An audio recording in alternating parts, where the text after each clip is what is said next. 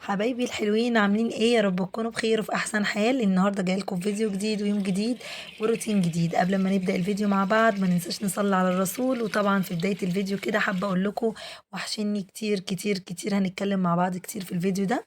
عايزاكم كده تحطوا اللايك بتاعكم وتشتركوا في القناه لو لسه ما اشتركتوش. طبعا انتوا مستنيين ايه اللي بيتفرج عليه من غير الاشتراك ومن غير ما يحط اللايك طبعا مش بفلوس خالص، بس عشان ده طبعا تقديرا ليا ودعما ليا في الفيديو.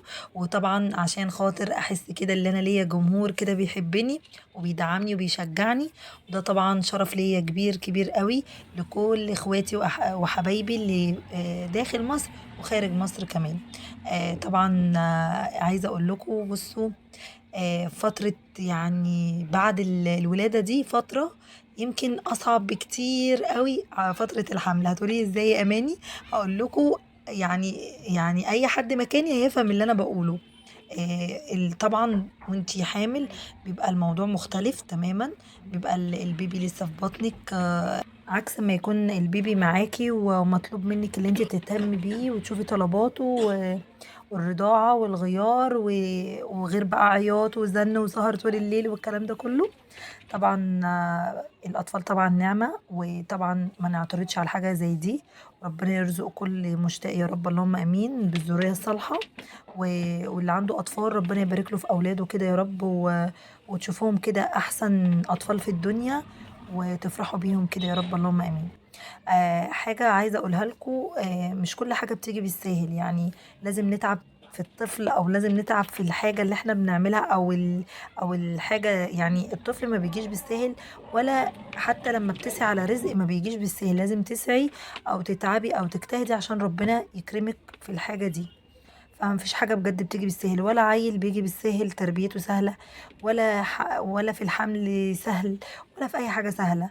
فده طبعا عشان خاطر ربنا بيدينا موعظة كده، واللي احنا نخلي بالنا من أمهاتنا وندعي لهم دايما كده اللي ربنا يدي لهم طولة العمر والصحة و... ويديمهم في حياتنا نعمة يا رب، اللهم أمين. وربنا طبعا يعني ربنا يرحم كل أم طبعًا متوفية. ربنا يرحمهم جميعًا يا رب. بجد الأم دي نعمة في حياتنا بجد. يعني إحنا بنتعب قد إيه في عيالنا عشان خاطر نحس بالأم وكده. آآ بُصّوا بقى، اليوم الروتيني النهارده خفيف جدًا. حبيت كده أشارككم معايا كده وأنا بانشر كده أتكلم معاكم شوية عشان برضه إيه، أنا غِبت عليكم كتير. واليوم ده أصلًا كنت بُصّوا الدنيا كانت مقلوبة فوق دماغي، مش عشان حاجة والله، بس أنا كان في اليوم ده كان أول يوم مامتي طبعًا عندي زي ما قُلت لكم الفيديو اللي فات. ف ماما بتبقى قاعدة بالعيال وكده، بتبقى قاعدة بابني بمحمد. وطبعًا بتبقى حوالينها بقى البنات وكده بيلعبوا حواليها وكده، فبتاخد بالها الصراحة من ال3. المهم كانت هي في اليوم ده صايمة. وطبعًا كل سنة وأنتم طيبين، إحنا في شهر رجب وشعبان وخلاص رمضان قرّب علينا كمان. فكل الشهور دي بيبقى فيها بقى صيام وكده. كان نِفْسي إن أنا أصوم معاها وكده، بس طبعًا إيه، أنا لسه ما رضعنتش. فربنا يكرم بإذن الله بعد ال40 هابتدي أصوم برضه. بس مش عارفة ده هل ينفع مع الرضاعة والّا إيه؟ يعني برضه اكتبوا لي في التعليقات وكده، عشان أنا ما عنديش خلفية عن الموضوع ده. المهم كنت ساعتها بقى باحضّر الأكل كده عشان خاطر هي كانت صايمة. وكنت طبعًا بقى يعني أنا مش عارفة بصراحة يا جماعة إحنا هنعمل إيه في شهر رمضان بجد. اللهم بلّغنا رمضان. ويعني بجد إحنا مشتاقين جدًا ليه، متشوقين جدًا لشهر رمضان. باحبه جدًا، جدًا، جدًا يعني، وهو يعني خير الشهور في السنة. ف بس مش عارفة بجد يعني إحنا لمّا نحب اللي إحنا نعمل أكل وكده عشان الفطار، نصحى إمتى ونحضّر إمتى ونفكّر إمتى في الأكل، نفكّر قبلها بيوم والّا نعمل إيه؟ الموضوع صعب بجد.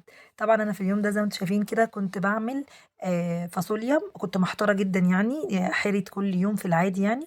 عملت فاصوليا وهاعمل ملوخية ورُز بشعرية. وزي ما أنتم شايفين كده أنا حبيت بس أورّيكم كده مقتطفات من خلال اليوم يعني عشان أنا كنت عايزة أنجز. أنا أصلًا متعودة إن أنا أغسل المواعين قبل أمّا أبدأ أكل وقبل أمّا أبدأ أي حاجة. وحتى البوتاجاز بانضّفه برضه عشان أحس اللي فيه راحة كده وأنا باعمل البوتاجاز. طبعًا دي ملوخية ناشفة يا جماعة. ملوخية جميلة جدًا يعني من الصعيد وجميلة جدًا بصراحة.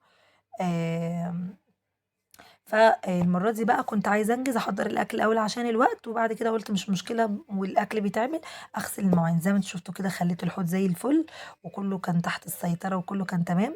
في البداية كده كنت عايزة أورّيكم الفرخة اللي كانت، بُصّوا، كانت متشلفطة خالص، اتهرت منّي خالص، بُصّوا بقى هتبقى شكلها عامل إزاي.